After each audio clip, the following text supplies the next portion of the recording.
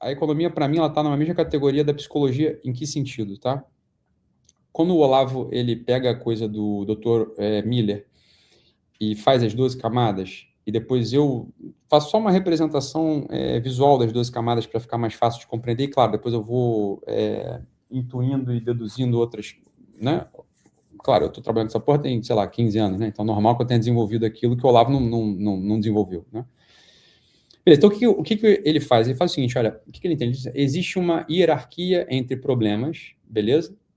De dores, e ele localiza essa hierarquia de dores e depois de motivações, tá? E fala assim, olha, certas escolas de psicologia surgiram para tratar ou para dar respostas a esse aspecto do ser humano, né? Uhum. Então, ao passo, por exemplo, ao passo que a quarta camada, as dores da quarta camada e com os problemas da sua afetividade, elas são melhor abordadas teoricamente, ou pelo menos o Dr. Freud, com a sua psicanálise, estava vendo esse tipo de coisa.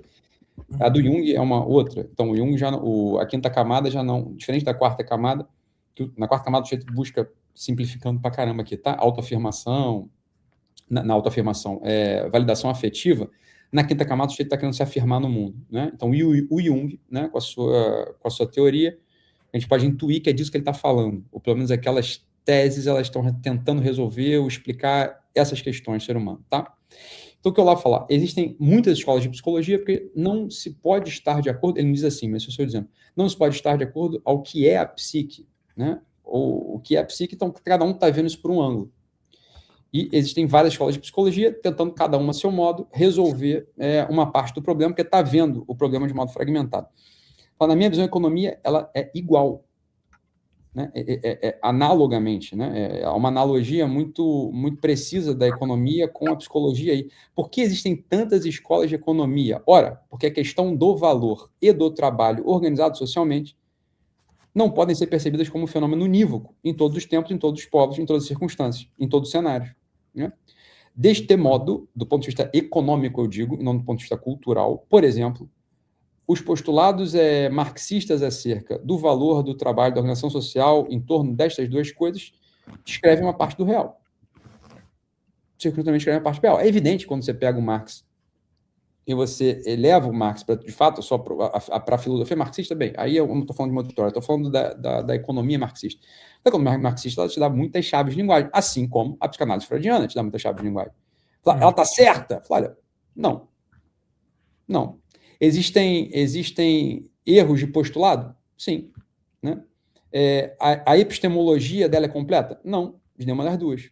Perfeito? E a escola austríaca? Idem. Idem. Então, a pretensão, por exemplo, de que o Viktor Frankl, né, vamos supor, o Viktor Frankl é a grande psicologia que resolve tudo. Tudo bem.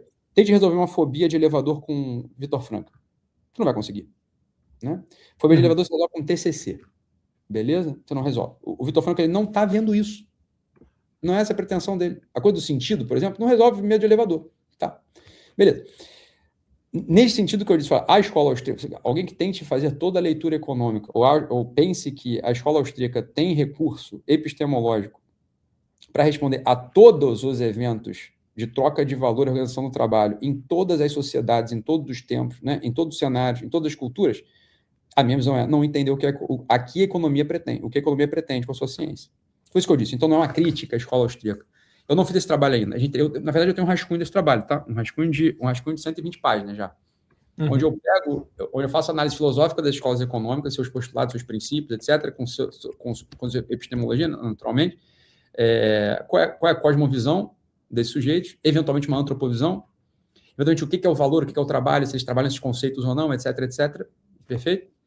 E tentei colocar essas escolas numa escala. Tá? Não está concluído, por isso que eu nunca apresentei. Mas para alunos como ele, fez assim 1, sim 2, preste atenção no que eu falo, são meus alunos mesmo, vocês já me ouviram enunciar isso em algum canto. Mas eu nunca apresentei sistematicamente porque eu não tenho uma resposta ainda. E não encontrei ninguém pensando nisso. Tá? Porque, evidentemente, eu não sou burro. Antes de começar uma coisa que eu nunca vi, eu procuro se alguém já fez e, como eu disse, né, eu copio e melhoro, ou não, ou simplesmente aprendi e digo o que o sujeito está falando. Né? Agora, isso eu não encontrei ninguém fazendo isso. Tá? É uma hipótese que eu tenho, de que a economia ela pode ser colocada numa escala. Né? A economia que eu digo assim, as escolas econômicas, elas podem ser colocadas numa escala, beleza?